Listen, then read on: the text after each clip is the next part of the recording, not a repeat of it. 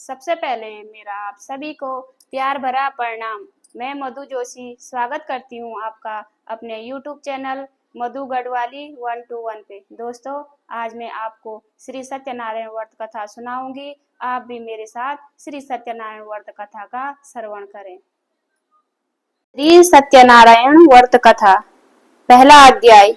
एक समय नैमिषारण्य तीर्थ में शौनक आदि 88,000 ऋषियों ने श्री सूत जी से पूछा, हे प्रभु, इस कलयुग में वेद विद्या रहित मनुष्यों को प्रभु भक्ति किस प्रकार मिलेगी तथा उसका उद्धार कैसे होगा।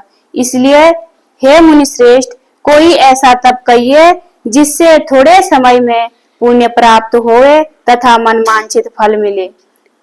वह कथा सुनने की हमारी इच्छा है।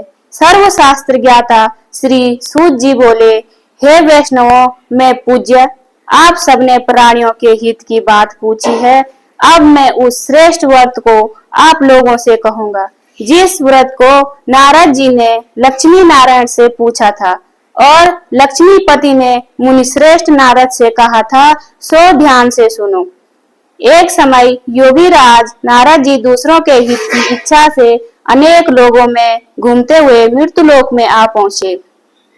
यहाँ अनेक योनियों में जन्मे हुए प्रायः सभी मनुष्यों को अपने कर्मों द्वारा अनेकों दुखों से पीड़ित देखकर सोचा, किस यत्न के करने से निश्चय ही प्राणियों के दुखों का नाश हो सकेगा। ऐसा मन में सोचकर विष्णु लोक को गई। वहाँ श्वेत वर्ण और 4 भुजाओं वाले देवों के इस नारायण को देखकर, जिनके हाथों में शंख, चक्र, गदा और पद्म थे तथा वरमाला पहने हुए थे, स्तुति करने लगे। हे भगवान, आप अत्यंत शक्ति से संपन्न है। मन तथा वाणी भी आपको नहीं पा सकती। आपका आदि मध्य अंत नहीं है। निर्गुण स्वरूप सृष्टि के आदि भूति व भक्तों के दुखों को नष्ट करने वाले हो। आपको मेरा नमस्कार है। नारद जी से इस प्रकार की स्तुति सुनकर विष्णु भगवान बोले, हे मुनि श्रेष्ठ, आपके मन में क्या है? आपका किस काम के लिए आगमन हुआ है? निसंकोच कहो। तब नारद मुनि बोले, मृत्युलोक में सब मनुष्य जो अनेक योनियों में पैदा हुए हैं, अपने अपने कर्मों द्वारा अनेक प्रकार के दुखों से दुखी हो रहे हैं। हे नाथ, मुझ पर दया रखते हो तो बतलाइए कि उन मनुष्यों के सब दुख थोड़े ही प्रयत्न से कैसे दूर हो सकते हैं। हे नारद, मनुष्यों की भलाई के लिए तुमने बहुत अच्छी बात पूछी है। जिस काम के करने से मनुष्य मोह से छूट जाते हैं, वह मैं कहता हूँ। सुनो, बहुत पुण्य देने वाला स्वर्ग तथा मृत्युलोक दोनों में दुर्लभ एक उत्तम व्रत है। आज मैं प्रेमवश होकर तुमसे कहता हूँ, सत्यनारायण यह व्रत अच्छी तरह विधि पूर्वक करके मनुष्य आयु पर्यंत तथा सुख भोग कर मरने पर मोक्ष को प्राप्त होता है। श्री भगवान के वचन सुनकर नारद मुनि बोले कि उस व्रत का फल क्या है, क्या विधान है और किसने यह व्रत किया है और किस दिन यह व्रत करना चाहिए, विस्तार से कहिए। भगवान बोले, दुख शोक आदि को दूर करने वाला, धन धान्य को बढ़ाने वाला, सौभाग्य तथा संतान को देने वाला, यह व्रत सब स्थानों पर विजय करने वाला है। भक्ति और श्रद्धा के साथ किसी भी दिन मनुष्य श्री सत्यनारायण की शाम के समय ब्राह्मणों और बंधुओं के साथ धर्मपरायण होकर पूजा करे। भक्ति भाव से नैवेद्य, केले के फल, घी, दूध और गेहूं का चूर्ण सवैया लेवे। गेहूं के अभाव में साटी का चूर्ण, शक्कर तथा गुड़ और सब भक्षण योग्य पदार्थ जमा करा के भगवान को अर्पण कर देवे तथा बंधुओं सहित ब्राह्मणों को भोजन करावे। पश्चात स्वयं भोजन करे। नृत्य गीत आदि का आचरण कर श्री सत्यनारायण भगवान का स्मरण करते हुआ समय व्यतीत करें। इस तरह व्रत करने पर मनुष्यों की इच्छा निश्चय पूरी होती है। विशेषकर कलिकाल में भूमि पर यही मोक्ष का सरल उपाय है। बोलिए सत्यनारायण भगवान की जय।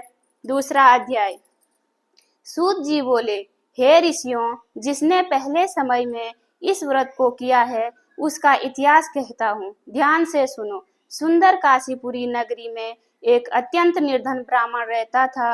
वह भूख और प्यास से बेचैन हुआ नित्य पृथ्वी पर घूमता था।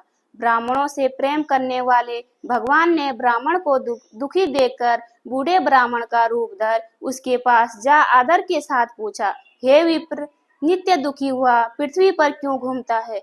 हे श्रेष्ठ ब्राह्मण, यह सब मुझसे कहो, मैं सुनना चाहता हूँ। ब्राह्मण बोला, मैं निर्धन ब्राह्मण हूँ, भिक्षा के लिए पृथ्वी पर फिरता हूँ। हे भगवान, यदि आप इसका उपाय जानते हो तो कृपा कर कहो।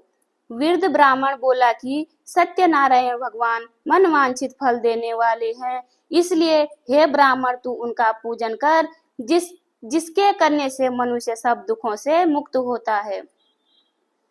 ब्राह्मण के व्रत का सारा विधान बतलाकर बूढ़े ब्राह्मण का रूप धारण करने वाले श्री सत्यनारायण भगवान जी अंतर्ध्यान हो गए। जिस व्रत को वृद्ध ब्राह्मण ने बतलाया है, मैं उसको करूंगा, यह निश्चय करने पर उसे रात में नींद भी नहीं आई। वह सवेरे उठ सत्यनारायण के व्रत का निश्चय कर भिक्षा के लिए चला गया।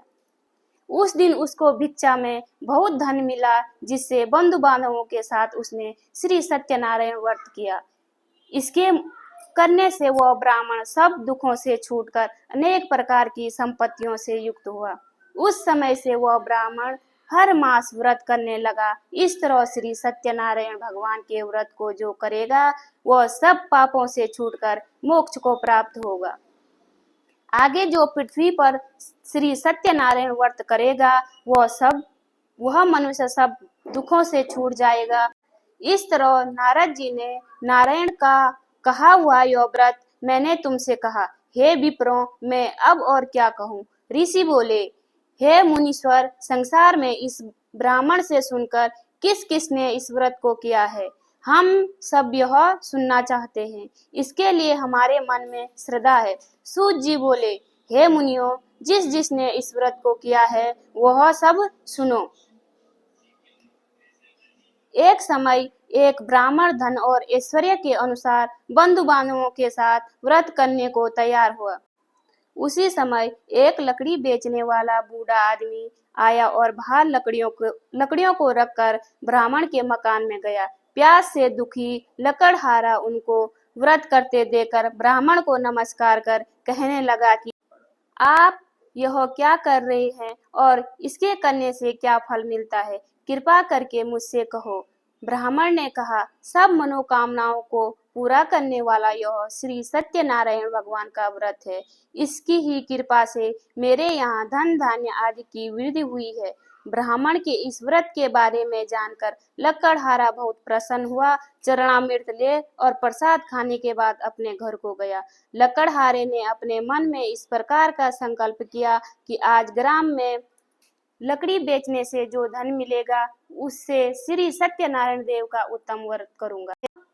तब वह बूढ़ा लकड़हारा दाम ले और अति प्रसन्न हो पक्के केले की फली, शक्कर, घी, दूध, दही और गेहूं का चूर्ण इत्यादि श्री सत्यनारायण भगवान के व्रत की कुल सामग्रियों को लेकर अपने घर गया। फिर उसने अपने भाइयों को बुलाकर विधि के साथ भगवान जी का पूजन किया और व्रत किया। उस व्रत के प्रभाव से वह बूढ़ा लकड़हारा धन, पुत्र आदि से युक्त हुआ और संसार के समस्त सुख भोगकर बैकुंठ को चला गया। बोलिए श्री सत्यनारायण भगवान की जय। तीसरा अध्याय। सूत जी बोले, हे श्रेष्ठ मुनियों, अब आगे की कथा कहता हूँ, सुनो। पहले समय में उल्कामुख नाम का एक बुद्धिमान राजा था। वह सत्यवक्ता और जितेंद्रिय था।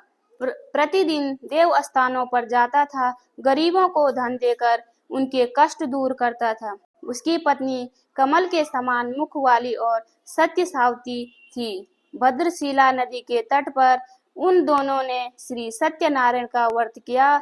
उस समय में वहां एक साधु वैश्य आया। उसके पास व्यापार के लिए बहुत सा धन था। वह नाव को किनारे पर ठहराकर राजा के पास आ गया और राजा को व्रत करते हुए देखकर विनय के साथ पूछने लगा, हे राजन, भक्ति युक्त चित्त से आप यह क्या कर रहे हैं? मेरी सुनने की इच्छा है, सो आप यह मुझे बताइए। राजा बोला, हे साधु, अपने बांधवों के साथ पुत्रादि की प्राप्ति के लिए महाशक्तिवान श्री सत्यनारायण भगवान का व्रत व पूजन किया जा रहा है। राजा के वचन सुनकर साधु आदर से बोला, हे राजन, मुझसे इसका सब विधान कहो, मैं भी आपके कथानुसार इस व्रत को करूंगा। मेरे भी कोई संतान नहीं है और इससे निश्चय ही होगी। राजा से सब विधान सुन व्यापार व्यापार से निवृत्त हो वह आनंद के साथ घर गया। साधु ने अपनी स्त्री से संतान देने वाले उस व्रत का समाचार सुनाया और कहा कि जब मेरे संतान होगी तब मैं इस व्रत को करूंगा। साधु ने ऐसे वचन अपनी स्त्री लीलावती से कहे। एक दिन उसकी स्त्री लीलावती पति के साथ आनंदित हो सांसारिक धर्म से प्रवृत्त होकर श्री सत्यनारायण भगवान की कृपा से गर्भवती हो गई तथा 10वें महीने में उसके एक सुंदर कन्या का जन्म हुआ। दिनों दिन वह इस तरह बढ़ने लगी जैसे शुक्ल पक्ष का चंद्रमा बढ़ता है। कन्या का नाम कलावती रखा गया। तब लीलावती ने मीठे शब्दों में अपने पति से कहा कि जो आपने संकल्प किया था कि भगवान का व्रत करूंगा, अब आप उसे करिए। साधु बोला, हे प्रिय, इसके विवाह पर करूंगा। इस प्रकार अपनी पत्नी को आश्वासन दे वह नगर को गया। कलावती पितृगृह में वृद्धि को प्राप्त हो गई। साधु ने जब नगर में सखियों के साथ अपनी पुत्री को देखा तो तुरंत दूत बुलाकर कहा कि पुत्री के वास्ते कोई सुयोग्य वर देख कर लाओ। साधु की आज्ञा पाकर दूत कंचन नगर पहुंचा और वहां पर बड़ी खोज और देखभाल कर लड़की के लिए सुयोग्य वाणिक पुत्र को ले आया। उस सुयोग्य लड़के को देखकर साधु ने अपने बंधु बांधवों सहित प्रसन्नचित अपनी पुत्री का विवाह उसके साथ कर दिया। किंतु दुर्भाग्य से विवाह के समय भी उस व्रत को करना भूल गया। तब श्री भगवान क्रोधित हो गए और श्राप दिया कि तुम्हें दारुण दुख प्राप्त होगा। अपने कार्य में कुशल साधु बनिया जमाता सहित समुद्र स्थित रत्नपुर नगर में गया और वहां दोनों ससुर जवाई चंद्रकेतु राजा के उस नगर में व्यापार करने लगे।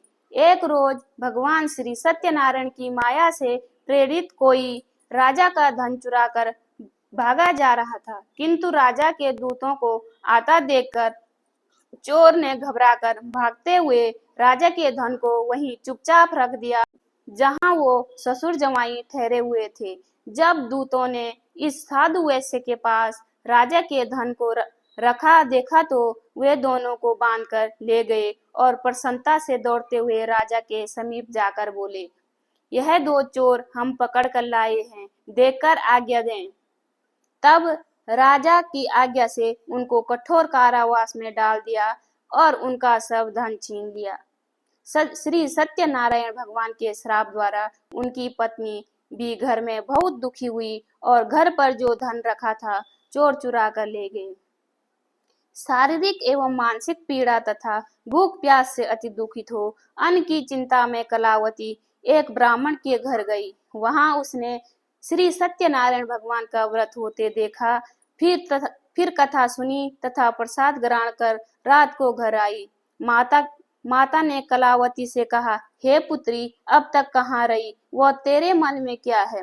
कलावती बोली, हे माता, मैंने एक ब्राह्मण के घर श्री सत्यनारायण भगवान का व्रत देखा है। कन्या के वचन सुनकर लीलावती भगवान के पूजन की तैयारी करने लगी। लीलावती ने परिवार और बंधुओं सहित श्री सत्यनारायण भगवान का पूजन किया और वर मांगा कि मेरे पति और दामाद शीघ्र घर आवे।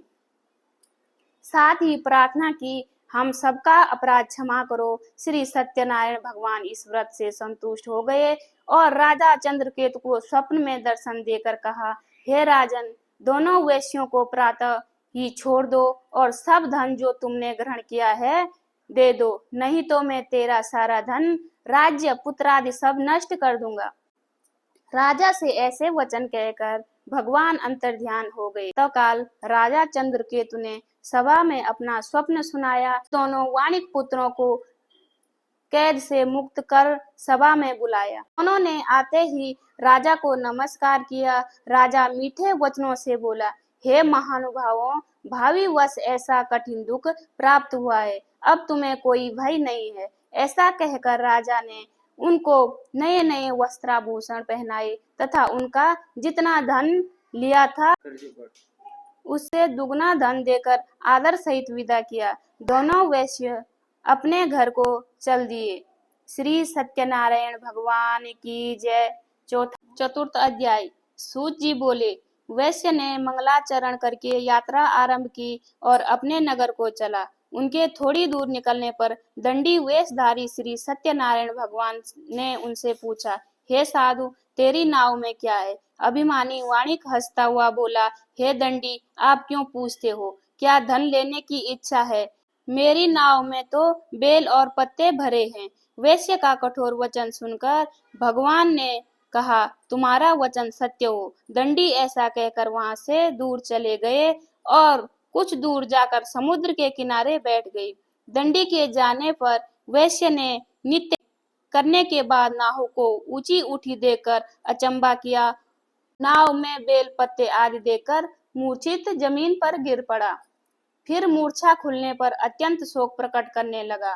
तब उसका दामाद बोला कि आप शोक ना करें, यह दंडी का श्राप है, अतः उनकी शरण में चलना चाहिए, तभी हमारी मनोकामना पूरी होगी। दामाद के वचन सुन वह दंडी के पास पहुंचा और अत्यंत भक्तिभाव से नमस्कार करके बोला, मैंने जो आपसे असत्य वचन कहे थे उनको क्षमा करो। ऐसा कहकर महान शोकातुर हो रोने लगा। तब दंडी भगवान बोले, हे वाणिक पुत्र, मेरी आज्ञा से बार बार तुम्हें दुख प्राप्त हुआ है, तू मेरी पूजा से विमुख हुआ है। साधु बोला, हे भगवान, आपकी माया से मोहित ब्रह्मा आदि भी आपके रूप को नहीं जानते, तब मैं अज्ञानी कैसे जान सकता हूँ? आप प्रसन्न हुए, मैं सामर्थ्य के अनुसार आपकी पूजा करूंगा, मेरी रक्षा करो और पहले के समान नौका में धन भर दो। उसके भक्ति युक्त वचन सुनकर भगवान प्रसन्न हो उसकी इच्छा अनुसार वर देकर अंतर्ध्यान हो गए। तब उन्होंने नाव पर आकर देखा कि नाव धन से परिपूर्ण है और फिर वह भगवान श्री सत्यनारायण का पूजन कर साथियों सहित अपने नगर को चला।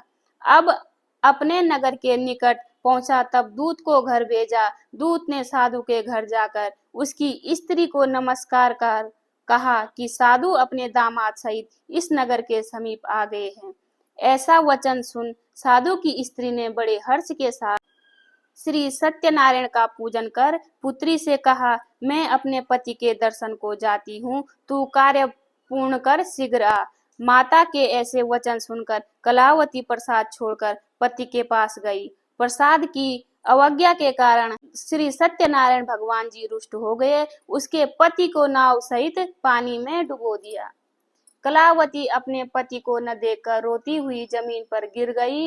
इस तरह नौका को डूबा हुआ तथा कन्या को रोता देख साधु दुखित हो बोला, हे प्रभु, मुझसे या मेरे परिवार से जो भूल हुई है उसे क्षमा करो।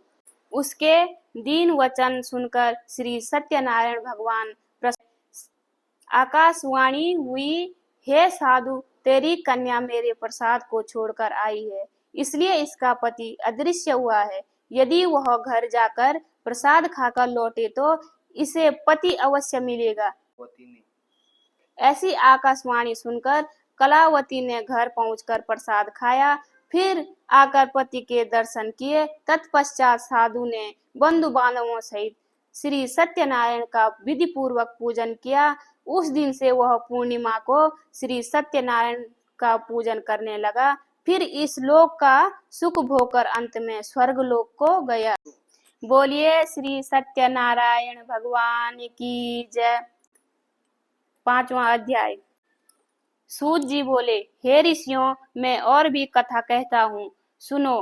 प्रजा पालन में लीन तुंगध्वज नाम का एक राजा था। उसने भी भगवान का प्रसाद त्याग कर बहुत दुख पाया। एक समय वन में जाकर वन्य पशुओं को मारकर बड़ के पेड़ के नीचे आया। वहां उसने ग्वालों को भक्ति भाव से बांधवों सहित श्री सत्यनारायण जी का पूजन करते देखा। राजा देखकर भी अभिमानवश वहां नहीं गया और न ही नमस्कार किया। जब ग्वालों ने भगवान का प्रसाद उसके सामने रखा तो वह प्रसाद को त्याग कर अपनी सुंदर नगरी को चला। वहीं उसने अपना सब कुछ नष्ट पाया तो वह जान गया कि यह सब भगवान ने किया है। तब वह विश्वास कर ग्वालों के समीप गया और विधि पूर्वक पूजन कर प्रसाद खाया तो श्री सत्यनारायण भगवान जी की कृपा से पहले जैसे था वैसे ही हो गया। फिर दीर्घ काल तक सुख भोग कर मरने पर स्वर्गलोक को गया। जो मनुष्य इस परम दुर्लभ व्रत को करेगा भगवान की कृपा से उसे धन धान्य की प्राप्ति होगी। निर्धन धनी और बंदी बंधन से मुक्त होकर निर्भय हो जाता है। संतानहीनों को संतान की प्राप्ति होती है तथा सब मनोरथ पूर्ण होकर अंत में वैकुंठ धाम को जाता है। जिन्होंने पहले इस व्रत को किया अब उनके दूसरे जन्म की कथा कहता हूँ। वृद्ध सतानंद ब्राह्मण ने सुदामा का जन्म लेकर मोक्ष को पाया। उल्का मुख नाम का राजा दशरथ होकर वैकुंठ को प्राप्त हुआ। साधु नाम के वैश्य ने मोर ध्वज बनकर अपने पुत्र को आरे से चीरकर मोक्ष को प्राप्त किया। महाराज तुंग ध्वज ने स्वयं भू होकर भगवान में भक्ति युक्त कर्म कर मोक्ष प्राप्त किया। बोलिए श्री सत्यनारायण भगवान की जय। उम्मीद करती हूँ आपने कथा ध्यान पूर्वक सुनी होगी। कथा सुनने के बाद मेरे चैनल मधु गढ़वाली 121 पे लाइक करें, कमेंट करें, अपने दोस्तों के साथ शेयर करें। मैं मधु जोशी मिलती हूँ आपको अपनी अगली कथा में। तब तक के लिए बाय बाय, धन्यवाद।